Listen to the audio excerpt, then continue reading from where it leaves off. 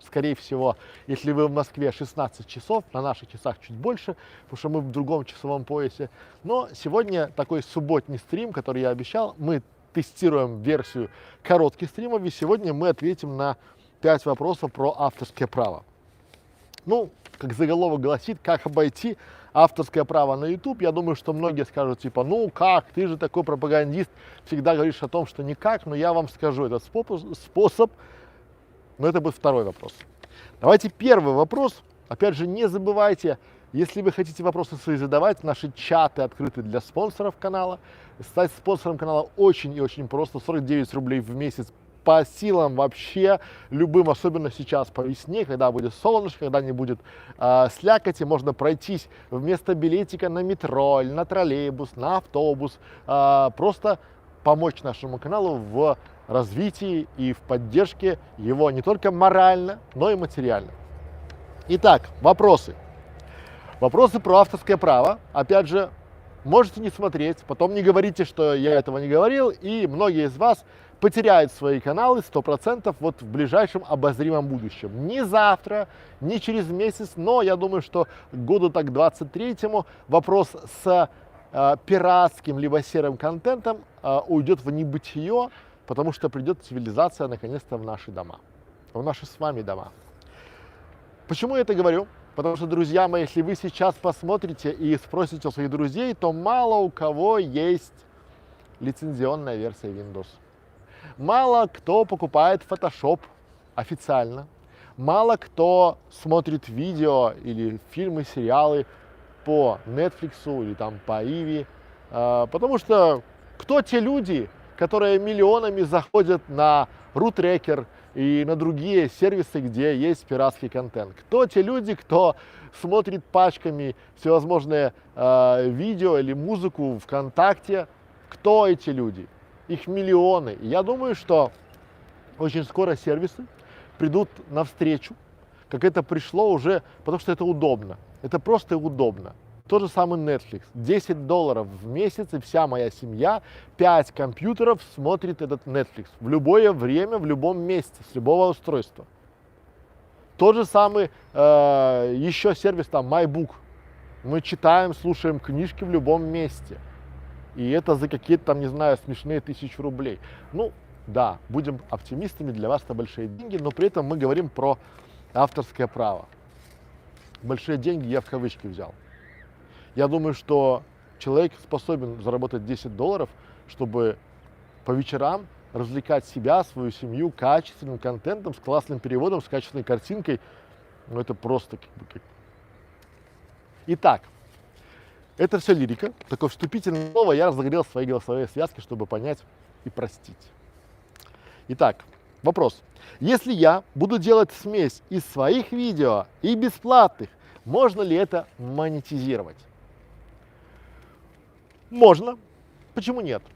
Если вы, что вы подразумеваете под словом бесплатные? То есть кто-то, давайте поменяем, вот я очень люблю, когда мы меняем местами. Вот представьте, вы автор, вы взяли камеру и пошли, допустим, в горы. И там в горах вы потратили целый день на съемки, ну, у вас получилось 15-20 роликов там продолжительностью от минуты до 2. Классные пейзажи, классный вид. Потом мы пошли на море, и на море сняли эти самые пейзажи. Потом мы сидели в засаде, чтобы услышать и увидеть пение птиц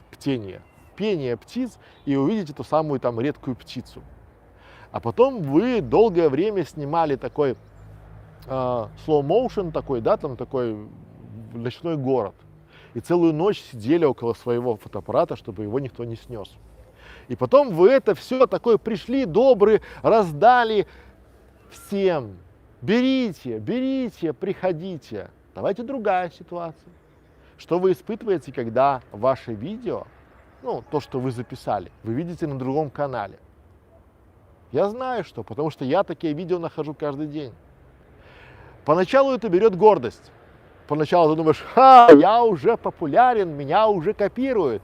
А потом начинает быть такая жаба внутри. Типа, почему они на моем видео зарабатывают? Почему они со мной не делятся? А почему, в конце концов, они не спросили меня о том, можно ли взять мое видео или нет. Они даже не уведомили меня о том, что это видео будут брать. И тут меня начинает подгорать. Более того, я уверен, что также будет подгорать и у вас.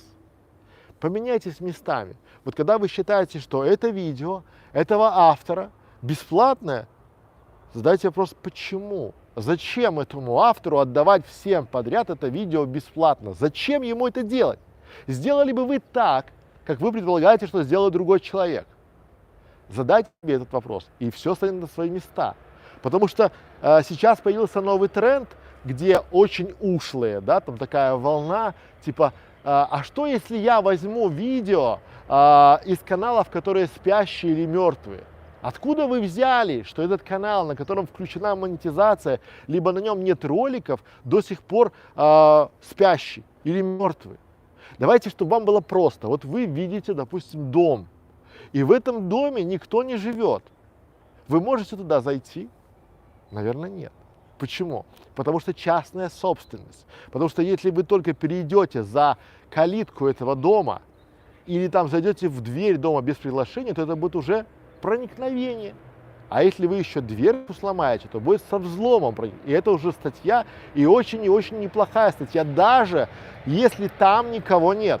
И даже если там никого нет 5 лет, даже если там в этом доме никого нет 15 лет, это все равно будет проникновение со взломом. Почему? У вас нет никаких прав туда заходить. Ну, если вы не пожарный, не полицейский и не скорая помощь.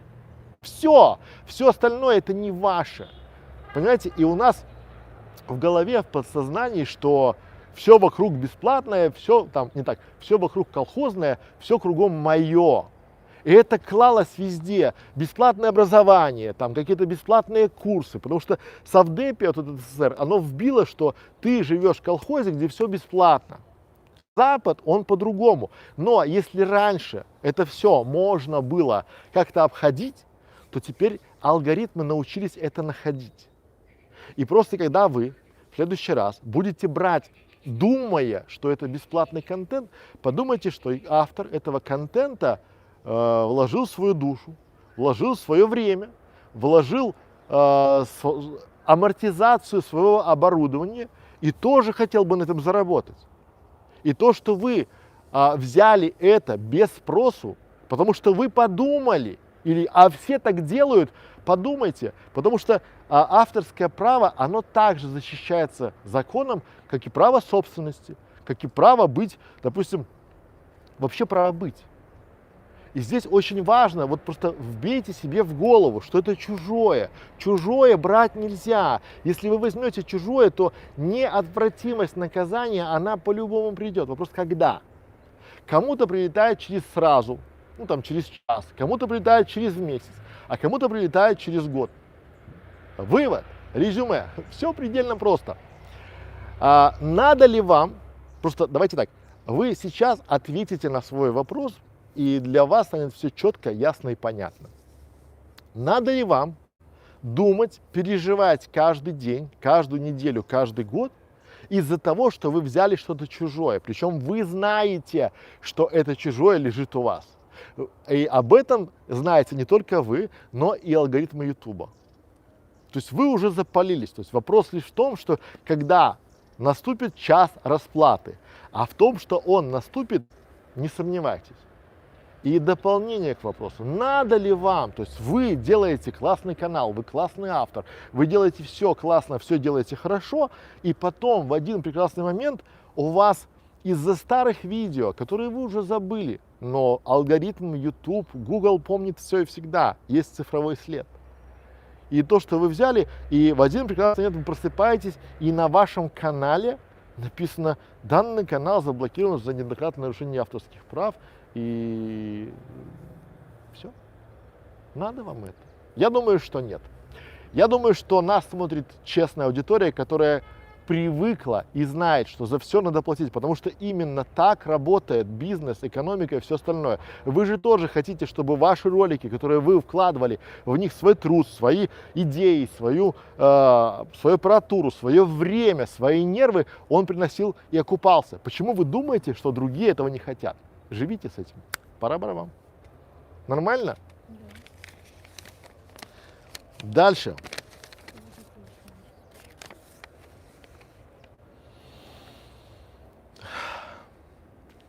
Как обойти авторское право на YouTube?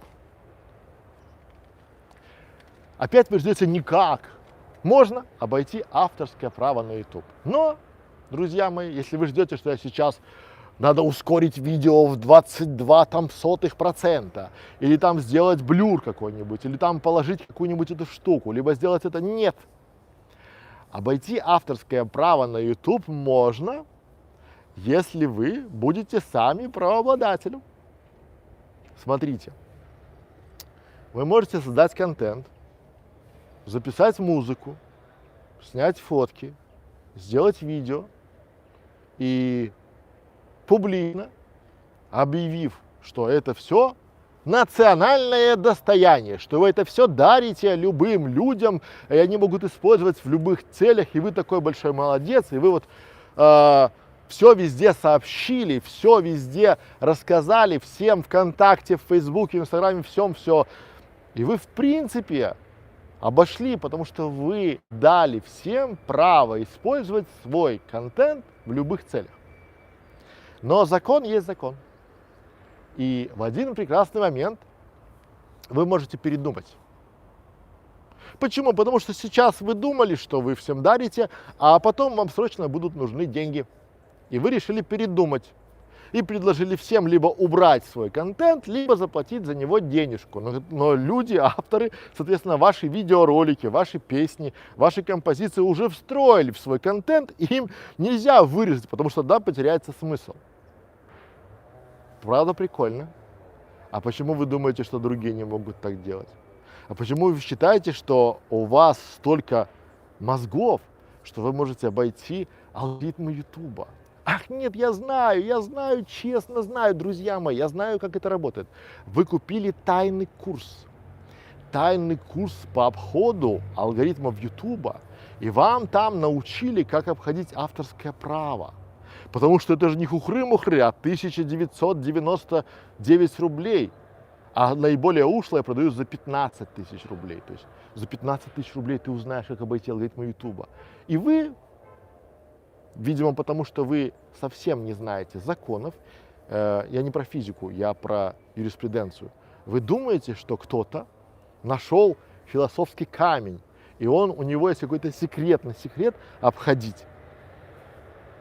Подумайте, это очень похоже на мошенничество. Вот смотрите, допустим, представим, что кто-то вам продал или подарил, или поменял на бартер, там, да, то есть вы ему полы помыли целый день, а он секрет рассказал. Как обходить не блокировку, а авторское право на YouTube? Вы попробовали, у вас не получилось, и что?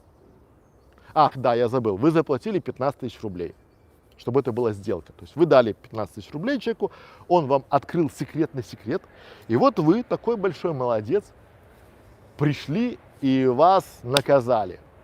У вас бам, блокировка канала, видео, и что? Вы придете в техподдержку Ютуба и скажете, что? Знаете что, я купил алгоритм обхода ваших блокировок, но там меня обманули, вы меня все равно наказали.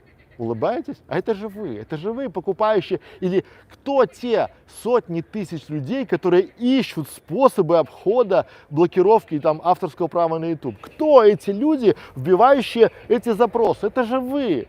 То есть если вы думаете, что вот это существует, и вы за это готовы платить деньги, вас просто развели.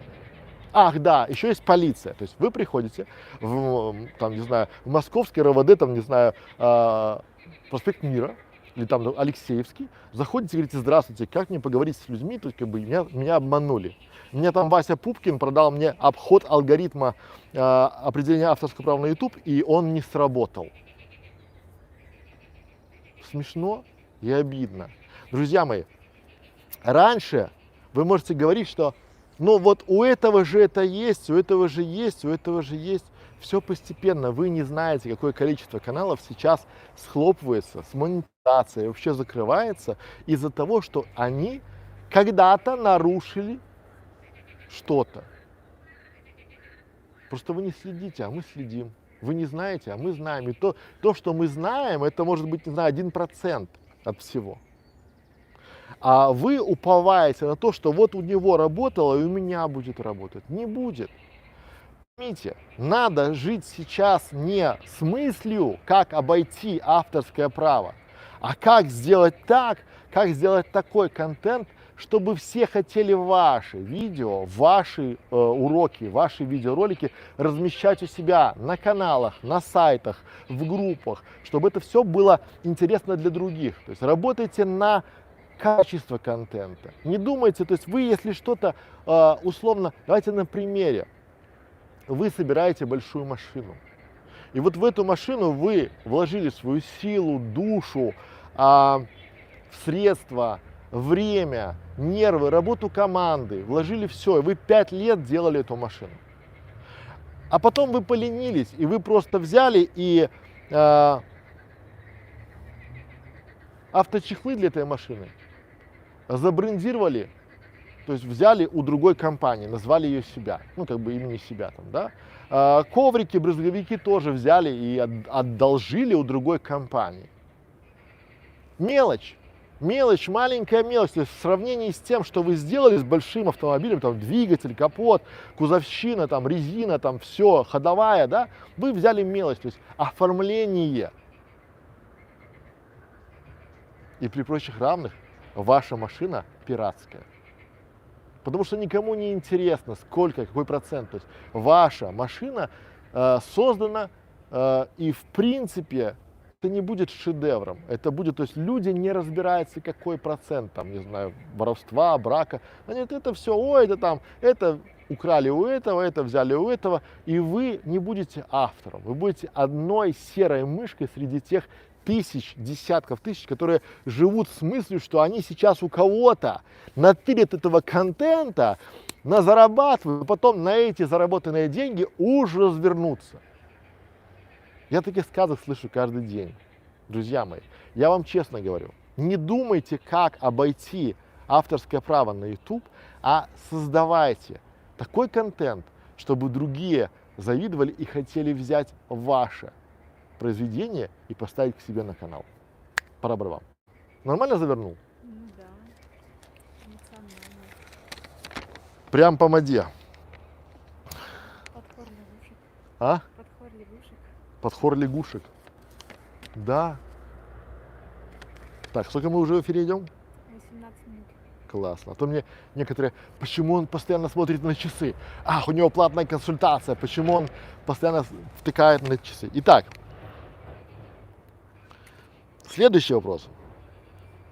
С видео разобрались. А вот музыка без авторского права, фото без авторского права, где найти? Отвечаю, друзья мои. Вот чтобы вам было просто, поймите, что авторское право наступает в момент создания произведения. То есть его не надо где-то регистрировать. То есть если вы думаете, что вы сделали классную фотографию, и вам надо нести ее куда-то там в патентное бюро, чтобы они там типа, да, это ваша фотография, вот вам подпись, держите там, да, печать, штамп, утверждение туда-сюда, и тогда вы можете доказать, что это ваше. Нет.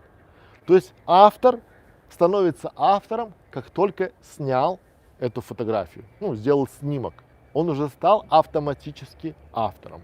Как только он написал музыку, он стал автором этой самой музыки. И неважно, где он ее разместил. У себя ВКонтакте, или где-то там, не знаю, в SoundCloud, или в Ютубе, он автор. И его право неприкосновенно и незыблемо. Поэтому всевозможные сервисы, которые пропагандируют или рассказывают вам о том, что типа тут бесплатная музыка, или тут бесплатное фото, они немножко лукавят. Ну, давайте, чтобы вам было на примере, чтобы было все просто и понятно. Например, вам говорят, приходи в нашу партнерскую сеть.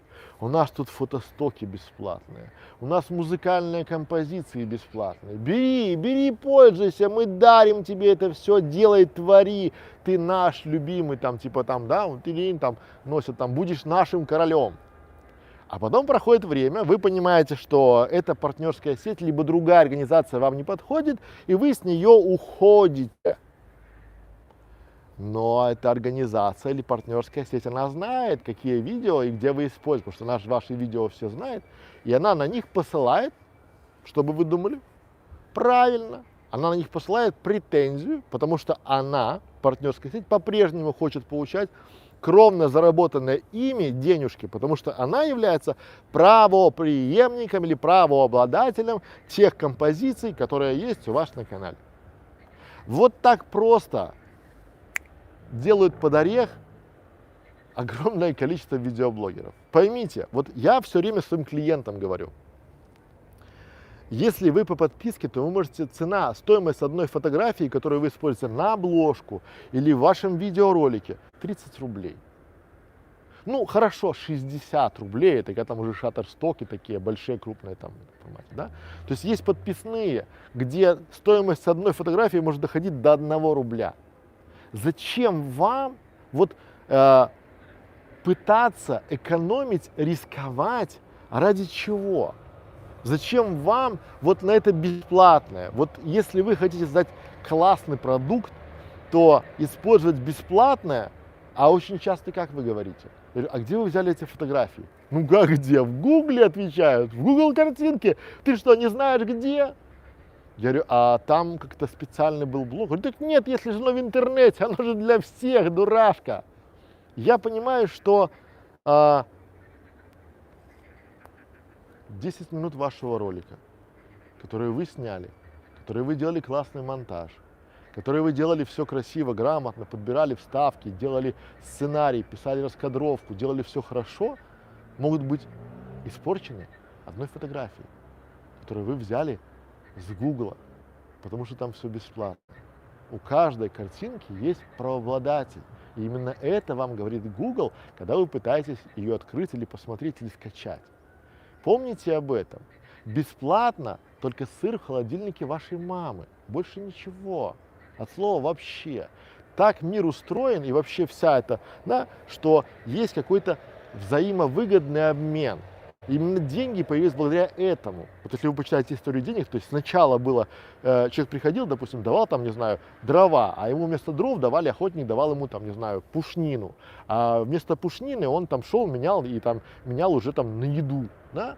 А потом деньги просто удобно начало пользоваться. То есть это был обмен. И здесь всегда я и ученикам, и клиентам говорю, поставьте себя на место автора. Вот он ходил, снимал, старался, размещал, и вы взяли просто и решили, что это можно взять бесплатно. Это украли. Ну, вы же не идете, допустим, вы видите, на улице стоит там, допустим, или я привожу пример, часто дом. Да? Вот стоит дом, он пустой. Он 15 лет стоит, и там никто не живет. Это вовсе не означает, что я могу туда прийти и занять его, потому что он же пустой, там никто не живет, нет? Вам в голову не приходит это? Или вы идете по улице и видите, около магазина стоит там развал с книгами или развал с яблоками. Вам не приходит в голову взять это, потому что он стоит бесплатно, на улице стоит, не в магазине, нет? А почему? Потому что знаете, что чужое. А знаете, почему не берете? Я знаю. Не потому что вы думаете, а потому что вы боитесь.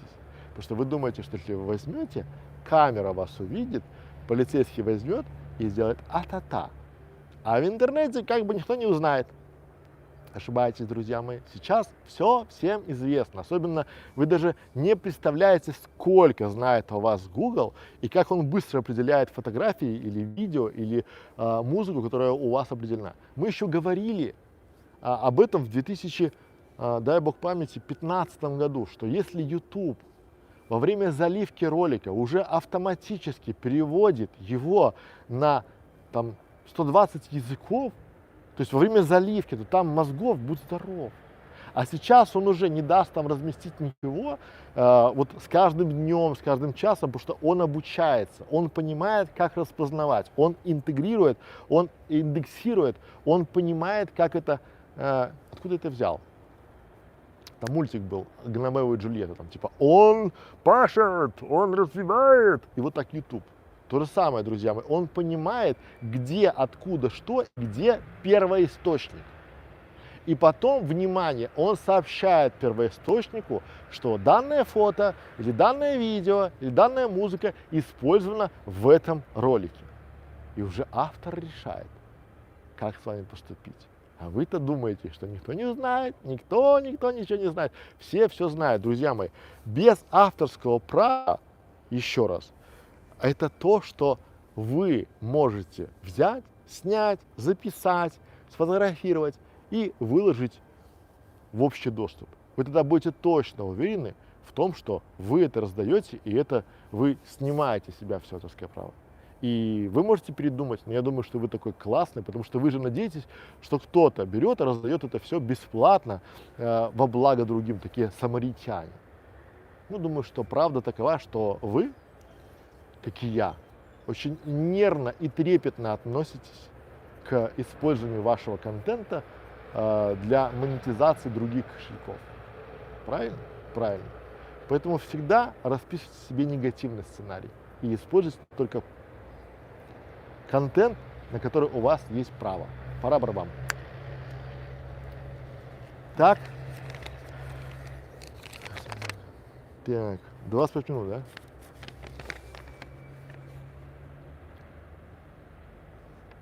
Чем грозит использование чужих видео на своем канале? Этот вопрос очень сильно пересекается с другим вопросом, потому что сейчас какой-то, я не знаю откуда, может где-то грузовик перевернулся с какими-то курсами, повалило огромное количество людей, у которых есть четкое, вот прям четкое желание найти каналы, которые заброшены, и они на этих каналах, видео с этих каналов будут заливать к себе и зарабатывать. И мне непонятно, вот как бы, то есть, смотрите, видео было размещено на платформе YouTube. YouTube про это видео все знает. Ну, это же очевидно, просто включайте голову, да? То есть, или голову. Не знаю. То есть, включайте то, что у вас на плечах. И вот внимание, то есть, этот ролик лежал там 10 лет на платформе. Потом вы, такой вот герой, пришли, его взяли и залили к себе. Ну, чуть-чуть, может быть, даже и видоизменили немножко, там, поставили свои там аватарки, там, не знаю, музычку, туда-сюда. Но два ролика для Ютуба, они два одинаковых. Ютуб понимает, где вы его взяли. И у него один вопрос: зачем? То есть он сначала не понимает и сначала смотрит, а вы думаете, что он не знает. И вот вопрос у меня: а зачем? Когда ко мне приходит, типа, а вот можно использовать другое видео с других каналов? А я говорю: зачем? Оно уже известно Ютубу. Ах да, вы такие, так мы же можем его размещать на платформе там Яндекс.Эфир, либо ВКонтакте. Конечно, можете. Вопрос: а зачем? То есть, ну, зачем вы будете тратить свое время, свои нервы, свои ресурсы на перезалив чужих роликов? То есть YouTube знает, Яндекс тоже очень скоро, это вопрос времени, год-два, начнет определять, что это не видео не ваше, а залито, ну, допустим, оттуда-то. То есть зачем вам выстраивать это все? Смысл какой? То есть это все, понимаете, вот до сих пор огромное количество людей обучает, рассказывает, продает какие-то секреты о том, как правильно зарабатывать на видео, не делая видео. Ну, это потому что они ничего другого не умеют. Они там 5 лет своей жизни просто говорили: берем видео отсюда, клепаем, заливаем сюда, включаем монетизацию и получаем профит. И вы такие: хочу, берем видео отсюда. Не работает. А почему? Зачем они вам это говорят? Чтобы заработать на вас. Почему они этого не делают?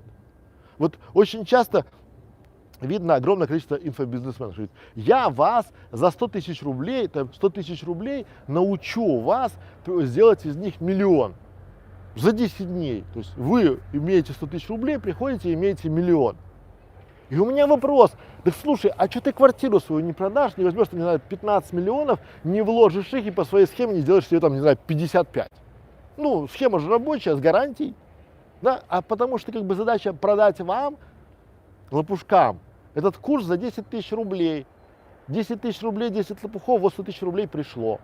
Ну, как это работает? То же самое и здесь. Вам объясняют и вам впаривают, а потом куда будете жаловаться? То есть это, в принципе, вам объясняют, как на ворованном контенте сделать бизнес. Вы жаловаться никуда не пойдете. Это, как знаете, то есть это как купить все равно, что, как называется, мошеннические схемы отъема денег у населения. И потом куда вы пойдете, как бы они не работают. Вы там купили игру там наперстки, там, да, либо какие-нибудь там, не знаю, еще более криминальные штуки. Они не работают, и что, вы в полицию пойдете? Нет. То есть вас развели, и вы бегаете, потому что вы думаете, что где-то есть какой-то камень философский, что вы чье-то чужое видео возьмете, зальете к себе на канал, и что? Заработаете на этом? Да, геморрой, больше ничего. Пора бы вам. Нормально? И последний вопрос в нашем хит-параде.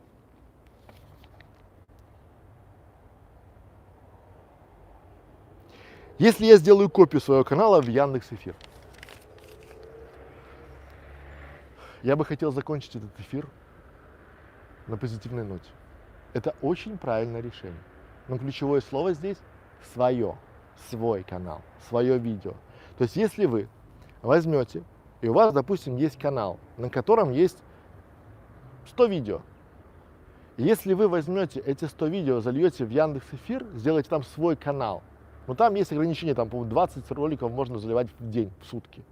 Но если вы зальете, то это будет очень и очень хорошо. А если вы еще поднапряжете свои ягодицы и сделаете там описание правильное, заголовки правильные, поставите красивую кликабельную обложку, то будет еще лучше. То есть там тоже важно оформление. А если вы еще больше и глубже пойдете, за результатом, то вы сделаете уникальное описание. Для чего? Чтобы у вас на YouTube было одно описание, да, а в Яндекс.Эфире было другое. И с одним и тем же роликом. И тогда, возможно, вы сможете зарабатывать. Но здесь есть одно большое но. Я поначалу пошел в Яндекс.Дзен, а потом понял, как это работает. Система очень проста. Яндекс.Дзен поначалу, чтобы было вам понятно, предлагал, давайте так, я цифры упрощу. То есть он сначала предлагал, допустим, 100 рублей за 1000 просмотров. Когда критическая масса набралась, он просто сказал: друзья мои, уже не 100 рублей за 1000 просмотров, а 50. А когда еще более критическая масса набралась, он сказал: друзья мои, то есть сейчас уже не 100 рублей, не 50 рублей за 1000 просмотров, а 7. И многие, знаете, но русские люди так устроены, русскоязычные. Ежики плакали, кололись, но резали кактус. То же самое и вы. Вам по 100 рублей делаем, по 50 делаем, по 7. Я говорю, давайте посчитаем. Вы сделаете классный контент, у вас себестоимость 5, а получаете 7. Так 2 рубля профита. Я говорю, а ваше время куда? А ваши нервы? То есть вы за это время, не знаю, поспите, лягте. То же самое с Яндекс.Эфиром. Я думаю, что вся эта история с монетизацией, с деньгами, весь этот хайп, это что-то сродни этому Клабхаусу. То есть на фоне этого хайпа, что типа, вау, там на Яндекс.Эфире там монетизация можно делать, и вы там перезаливы, то-то-то. Можно. Всегда можно делать на своем контенте деньги. Всегда, потому что это ваш контент, и от того, как вы его используете, зависит ваш доход. Кто-то может сидеть на золотой жиле и, не понимая этого, работать на заводе. А кто-то, наоборот, пытается сделать из десятка слабого качества роликов вполне себе сделать качественный бизнес. То есть это зависит и от контента, и от автора, и от вашей смекалки в том числе. Поэтому, если у вас есть ваше видео, то, конечно, заливайте его в Яндекс.Эфир, заливайте его в Одноклассники, заливайте его в ВКонтакте, заливайте его даже в Pinterest. Мы показывали там, по-моему, 15 мест, куда можно сеять свое видео. Заливайте, потому что много маленьких капелек наполнит ваше большое ведро хорошим урожаем. Но помните, ключевое слово здесь своими. Не пытайтесь обмануть. Знаете, вот я на стримах всегда и своим клиентам говорю одну простую вещь, что мы – это холодильник. Наши мозги – это как холодильник. То есть открывается дверка, свет загорается.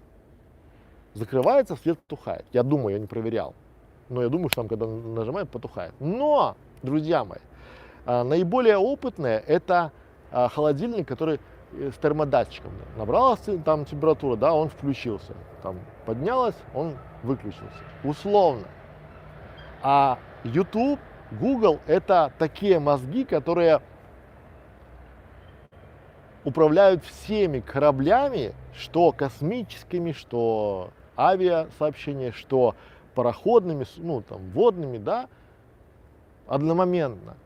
То есть там такие мозги, что просто как бы не понять, как Вселенную, не осознать, какие там мозги там, да, и они каждую секунду, эти мозги лучше и лучше и лучше, а наши я об этом не скажу. И мы пытаемся своим вот этим вот серым веществом обойти. Нет, может вы гений, я не знаю, я не гений, да, может вы гений, может вы придумали какой-то способ обойти алгоритмы Ютуба, авторское право, найти монетизацию, там, как это правильно сделать. Но я думаю, что это просто дыра или уязвимость, которая очень скоро будет застойна. А те люди, которые нашли, ну, я, может, допускаю такой процент, что они нашли эту самую уязвимость, они ее пользуются, и я уверен, и вы уверены на 200%, что они никогда никому об этом не расскажут. То есть они нашли уязвимость, то есть как зарабатывать, да? Они такие: вау, я всем расскажу, ради чего? Ради 20 лайков, 20 тысяч лайков, ради миллиона просмотров потерять миллион рублей? Так себе история. Важно, друзья мои, живите с тем, что за все в мире надо платить. И живите с тем, то есть вот есть хорошая поговорка, что относитесь к своим детям так, как вы бы хотели, чтобы к вам, то есть не так, относитесь к своим родителям так, как вы бы хотели, чтобы к вам относились ваши дети. И здесь относитесь к контенту так, как вы бы хотели, чтобы относились к вашему контенту. Уважайте труд, как бы это грубо, для вашего уха это резко, я понимаю, потому что как бы Европа, Америка, она воспитана в другом, там везде всегда надо было платить. Хочешь обучение — плати, хочешь музыку — плати, хочешь книжку — плати, а у нас все кругом колхозное, все кругом мое. Начинайте жить, если вы хотите работать на площадках, где работает весь мир, начинайте жить и думать, как думает весь мир. Начинайте соблюдать правила игры по всему миру. Это их правила дорожного движения. Они везде плюс-минус одинаковые. Авторское право, оно незыблемо в любой стране. И сейчас оно уже опять на новый этап не потому, что там какие-то законы поменялись, а потому что алгоритмы научились определять. И, соответственно, снимают с себя ответственность, перекладывая эту ответственность на автора. Автор решает, что делать с вами. Хотите ли вы быть постоянно под колпаком этого автора? Я думаю, нет. Приходите в нашу бесплатную школу, где мы действительно рассказываем, показываем интересные моменты. Подписчикам нашего канала большой респект. А особое приглашение мы и делаем людям, которые стали спонсорами нашего канала. Станьте спонсором нашего канала. Друзья мои, там тарифы мы просто взяли смешные. 49 рублей. Если вам не смешно, просто поставьте лайк. Если совсем не смешно, поставьте дизлайк. Если не хотите вообще платить принципиально, поделитесь этим видео. Может быть, кому-то оно спасет нервы, нервную систему, бюджет, потому что штрафы за нарушение авторских прав, ну, такие прям хорошие. С вами на связи был Александр Некрашевич. Помогала вести прямой эфир Катерина Левченкова. Всем спасибо, всем пока. Пора-бара-бам. Вопросы были в чате. Все поотвечать. Ну давай. Дайте микрофон сказал. Так я ж типа там пора-бара-бам. Ну, нарежем.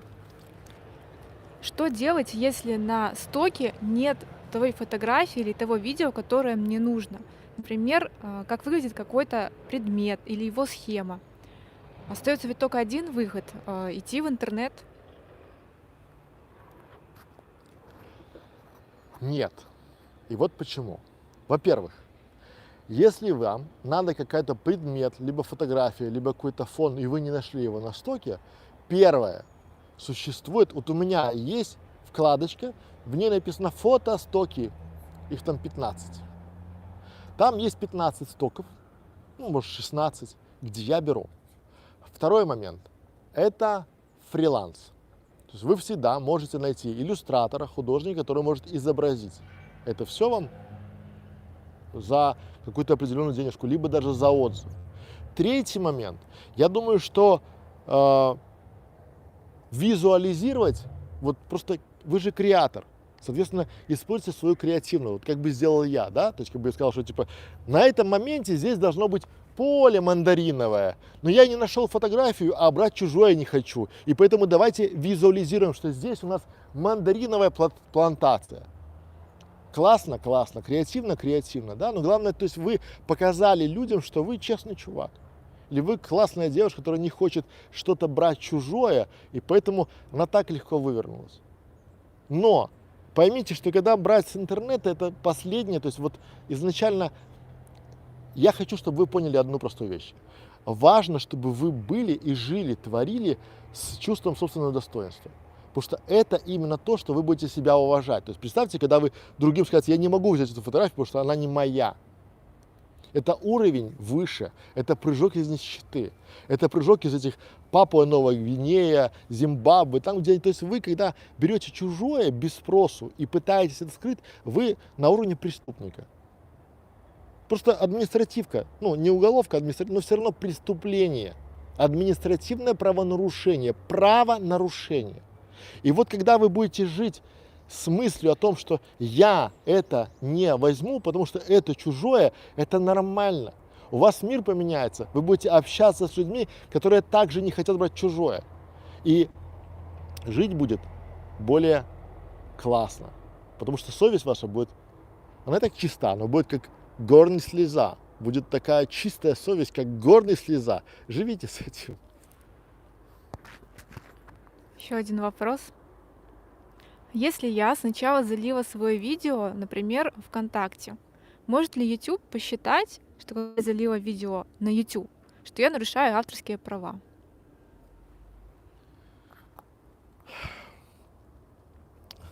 Пока YouTube не... давайте так, я считаю, что, скорее всего, YouTube не анализирует другие видеохостинги, потому что у него своих дел хватает. Но в скором времени, очень скоро, может появятся какие-нибудь агрегаторы, которые будут показывать автору, где находится его видео. То есть будет какой-то алгоритм, потому что это же технология.